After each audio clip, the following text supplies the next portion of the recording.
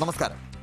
Little scholar in support with മലർവാടിയിലേക്ക് എല്ലാ പ്രിയപ്പെട്ട പ്രേക്ഷകർക്കും ഒരിക്കൽ കൂടി ഹാർദമായ സ്വാഗതം. ഇവിടെ വിജ്ഞാനത്തിൻ്റെയും വിസ്മയത്തിൻ്റെയും ഒരു പുതിയ അധ്യായം നിങ്ങൾക്ക് മുമ്പിൽ ഒരിക്കൽ കൂടി തുറക്കുന്നു.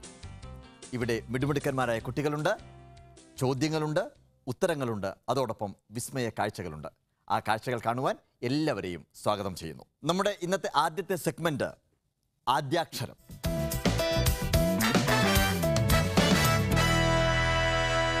ഈ ആദ്യാക്ഷരം എന്ന സെഗ്മെന്റിലേക്ക് കിടക്കുന്നതിന് മുമ്പ് ആദ്യാക്ഷരത്തെക്കുറിച്ച്, ആദ്യം നാം കാണുന്ന നന്മയെക്കുറിച്ച് ഒന്ന് രണ്ട് കാര്യങ്ങൾ നമുക്ക് സംസാരിക്കാം, അല്ലേ? എൻ്റെ ചോദ്യം നിങ്ങളോട് ഇതാണ്: നമ്മൾ ആദ്യം കാണുന്ന നന്മ എന്താണ്? ആദ്യം കേൾക്കുന്ന ശബ്ദം ഏതാണ്? ഈ ഭൂമിയുടെ വെട്ടം കാണുന്നതിന് മുമ്പ് നാം കാണുന്ന ദൃശ്യം, ആദ്യം കാണുന്ന മുഖം ആരുടേതാണ്?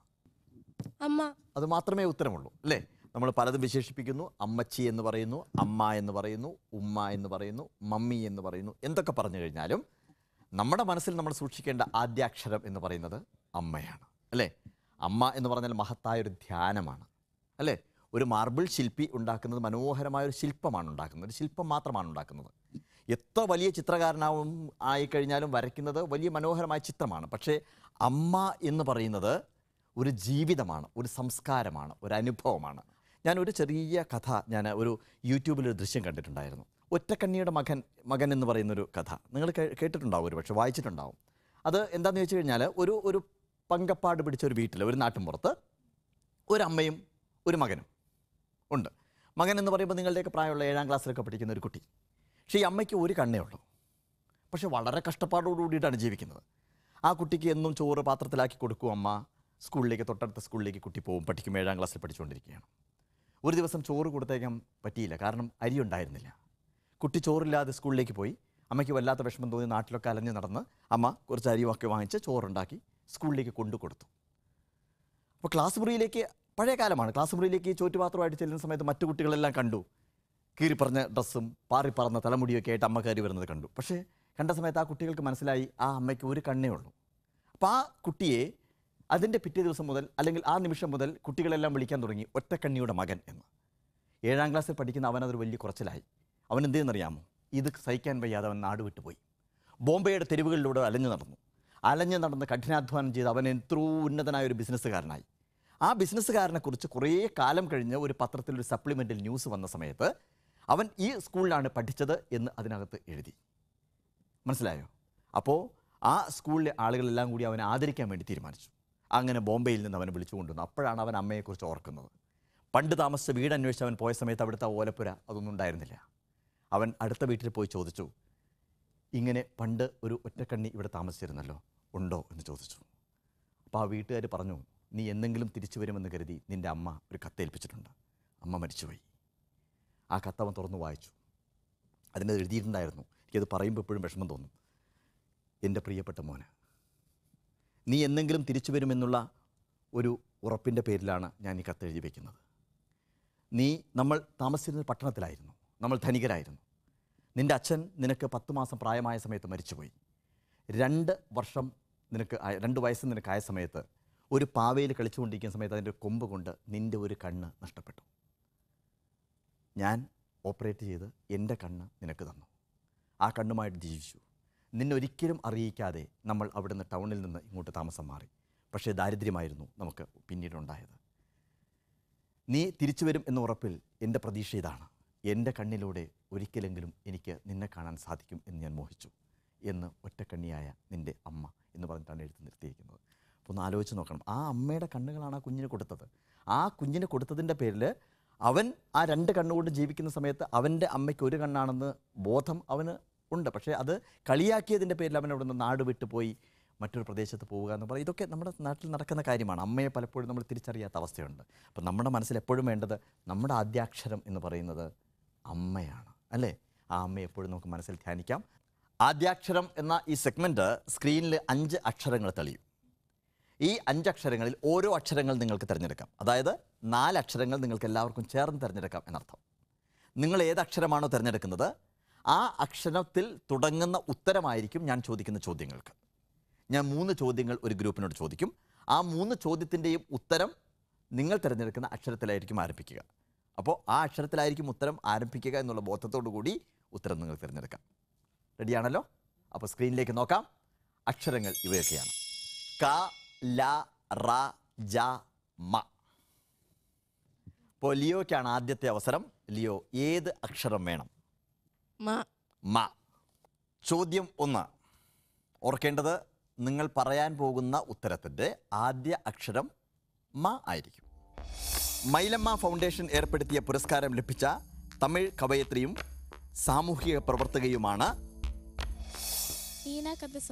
മീന കന്ദസ്വാമി. പെർഫെക്റ്റ് ആൻസർ ആണ്. കൺഗ്രാജുലേഷൻസ്. ഇന്ന് സന്തോഷം. ആദ്യ അക്ഷരത്തിലെ ആദ്യ ചോദ്യം കറക്റ്റ് ഉത്തരം അല്ലേ?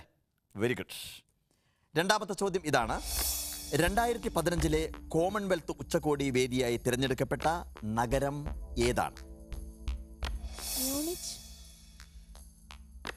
മ്യൂണിച്ച്. തെറ്റാണ് ഉത്തരം. കറക്റ്റ് ആൻസർ മാൾട്ടയാണ്. മാൾട്ടയാണ് 2015 കോമൺവെൽത്ത് ഉച്ചകോടി വേദിയായി തിരഞ്ഞെടുക്കപ്പെട്ടത്. യൂറോപ്പിലെ ഒരു ദ്വീപ് രാജ്യമാണ് ഇത്. 3 ദ്വീപുകൾ ചേർന്ന് ഉള്ള ഒരു രാജ്യമാണ് ഇത്. അവിടെ വിവിധ സംസ്കാരങ്ങൾ നിലനിൽക്കുന്ന ഒരു സ്ഥലമാണ് മാൾട്ട എന്ന് പറയുന്ന രാജ്യം. മൂന്നാമത്തെ ചോദ്യം, ഒരു ചോദ്യം കൂടിയുണ്ട്. ഈ ചോദ്യം ഇതാണ്: ഇന്ത്യയുടെ ആദ്യത്തെ മോണോ റെയിൽ സർവീസ് തുടങ്ങിയത് ഏത് നഗരത്തിലാണ്? ചോദ്യം വീണ്ടും ആവർത്തിക്കാം. ഇന്ത്യയുടെ ആദ്യത്തെ മോണോ റെയിൽ സർവീസ് തുടങ്ങിയത് ഏത് നഗരത്തിലാണ്? മുംബൈ. പെർഫെക്റ്റ് ആൻസർ ആണ്. കൺഗ്രാജുലേഷൻസ്. 2014 ഫെബ്രുവരി 1 അവിടെ മോണോ റെയിൽ സർവീസ് തുടങ്ങിയത്. 18 സ്റ്റേഷനുകൾ ആയിട്ടാണ് മുംബൈയിൽ മോണോ റെയിൽ സർവീസ് നടത്തിക്കൊണ്ടിരിക്കുന്നത്. 18 സ്റ്റേഷനിലൂടെ. ഇനി ജെമിനിക്കാണ് ഊഴം. ജെമിനി, ഒരക്ഷരം തിരഞ്ഞെടുക്കാം. പക്ഷേ മ ആവരുത്. മ അല്ലാത്ത ഒരക്ഷരം. ക. ചോദ്യങ്ങൾ കേൾക്കാൻ തയ്യാറാണല്ലോ? ഓർക്കേണ്ടത്, കായിലായിരിക്കും നിങ്ങളുടെ ഉത്തരം ആരംഭിക്കേണ്ടത്. റെഡി? സോ ചോദ്യം ഇതാണ്: ശകവർഷം ആരംഭിച്ചത് ഏത് രാജാവിൻ്റെ കാലത്താണ്?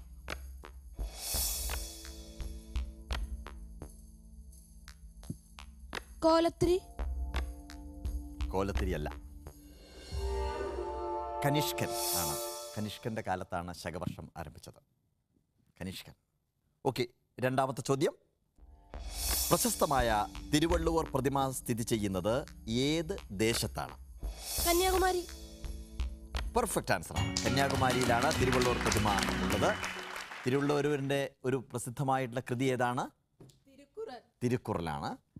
തിരുക്കുറലാണ് വളരെ പ്രശസ്തമായിട്ടുള്ള എല്ലാവർക്കും അറിയാവുന്ന ഒരു വാക്കുള്ള അൻപേ ശിവം അൻപാക പേശു അല്ലേ?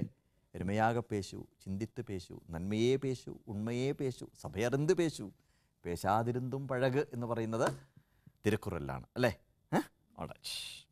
മൂന്നാമത്തെ ചോദ്യം ഇതാണ്: കരയാൽ ചുറ്റപ്പെട്ട ഏറ്റവും വലിയ രാജ്യം ഏഷ്യയിലാണ്. ഏതാണ് അത്? ചൈന എന്ന വാക്കിൻ്റെ ആദ്യത്തെ അക്ഷരം ക അല്ല, കൈനയല്ല, ഖസാക്കിസ്ഥാനാണ് മോനെ. അതിൻ്റെ correct answer ഖസാക്കിസ്ഥാനാണ്.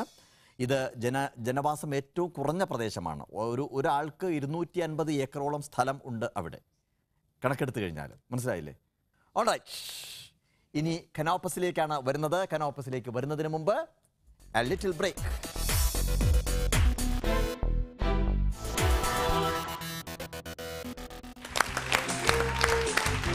So once again, welcome back. Little Scholar in support with Malarwadi. നേരിട്ട് കനോപ്പസിലേക്ക് പോവുകയാണ്. തിരഞ്ഞെടുക്കാം. ഏതക്ഷരം? ജ. 3 ചോദ്യങ്ങളാണുള്ളത്. ഒന്നാമത്തെ ചോദ്യം ഇതാണ്: ഐക്യവും നീതിയും സ്വാതന്ത്ര്യവും ഏത് രാജ്യത്തിൻ്റെ ദേശീയ മുദ്രാവാക്യമാണ്? ഐക്യം, നീതി, സ്വാതന്ത്ര്യം. ഇത് ഏത് രാജ്യത്തിൻ്റെ ദേശീയ മുദ്രാവാക്യമാണ്? ജർമ്മനി. പെർഫെക്റ്റ് ആൻസർ ആണ്. കൺഗ്രാജുലേഷൻസ്. ലോകത്തിലെ ഏറ്റവും ശക്തമായ വ്യവസായം, ശക്തമായ സമ്പദ്ഘടനയുള്ളൊരു രാജ്യമാണ് ജർമ്മനി. ഓക്കെ. ഇനി അടുത്ത ചോദ്യത്തിലേക്ക് വിടുന്നു. കേൾക്കാൻ തയ്യാറാണല്ലോ? ചോദ്യം ഇതാണ്: നദിയുടെ പേരിൽ അറിയപ്പെടുന്ന ഏക ഏഷ്യൻ രാജ്യം ഏതാണ്? നദിയുടെ പേരിലാണ് ഈ രാജ്യം അറിയപ്പെടുന്നത്. ഏക ഏഷ്യൻ രാജ്യം ഏതാണ്? ജപ്പാൻ എന്ന് പറഞ്ഞിട്ടൊരു നദിയുണ്ടോ? നദിയുടെ പേരിലാണ് ഈ രാജ്യം പോലും അറിയപ്പെടുന്നത്. അതാണ് ചോദ്യം. ജോർദാനാണ് കറക്റ്റ് ആൻസർ. കേട്ടോ? ഓക്കെ. അടുത്ത ചോദ്യം, മൂന്നാമത്തെ ചോദ്യം: G8 എന്ന വികസിത രാജ്യ സംഘടനയിൽ അംഗത്വമുള്ള ഏക ഏഷ്യൻ രാജ്യം? Japan. Japan. Are you sure? Okay. അത് കറക്റ്റാണ്. Very good. ജപ്പാനാണ് correct answer. Very good, very good, nice. ഇനി ലൈറയ്ക്കാണ് ചാൻസ് ഉള്ളത്. ശ്രദ്ധിക്കുക. ക, ജ, മ എന്നീ 3 അക്ഷരങ്ങൾ തിരഞ്ഞെടുത്തു കഴിഞ്ഞു. ഇനി അവശേഷിക്കുന്നത് ലായും റായുമാണ്. ലാ. ഓക്കെ. സോ ചോദ്യം വരുന്നു. സോ ഒന്നാമത്തെ ചോദ്യം ഇതാണ്. കേരളത്തിൽ ആദ്യമായി മെട്രോ റെയിൽവേ സംവിധാനം വരാനിരിക്കുന്നു. അറിയാമല്ലോ. ലോകത്താദ്യമായി മെട്രോ റെയിൽ ഉണ്ടാക്കിയത് ഏത് നഗരത്തിലാണ്? ലണ്ടൻ. ലണ്ടൻ. പെർഫെക്റ്റ് ആൻസർ ആണ്. കൺഗ്രാജുലേഷൻസ്. ലോകത്തിലെ ഏറ്റവും വലിയ നഗരങ്ങളിലൊന്നാണ് ലണ്ടൻ, അല്ലേ? 2000 വർഷത്തിലധികം പഴക്കമുണ്ട് ലണ്ടൻ എന്ന് പറയുന്ന നഗരത്തിന്. ലണ്ടൻ കറക്റ്റ് ആൻസർ ആണ്. ഇനി രണ്ടാമത്തെ ചോദ്യം ഇതാണ്. ലോകത്തിലെ ഏറ്റവും ഉയരത്തിൽ സ്ഥിതി ചെയ്യുന്ന തലസ്ഥാനം ബൊളീവിയയുടേതാണ്. തലസ്ഥാനം ഏതാണ്? അറിയില്ല.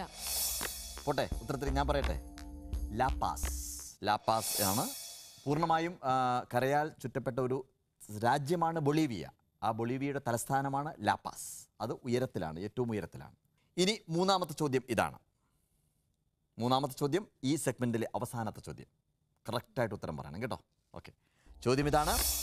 ജയ് ജവാൻ ജയ് കിസാൻ എന്ന മുദ്രാവാക്യത്തിന്റെ ഉപജ്ഞാതാവ് ആരാണ്? Lal Bahadur Shastri. Perfect answer. Lal Bahadur Shastri. Perfect answer ആണ്. So very nice. Lal Bahadur Shastri, അല്ലേ? സോ നമുക്ക് അടുത്ത സെഗ്മെന്റിലേക്ക് പോകേണ്ടതുണ്ട്. ആ പോകുന്നതിന് മുമ്പ് എ ലിറ്റിൽ ബ്രേക്ക്.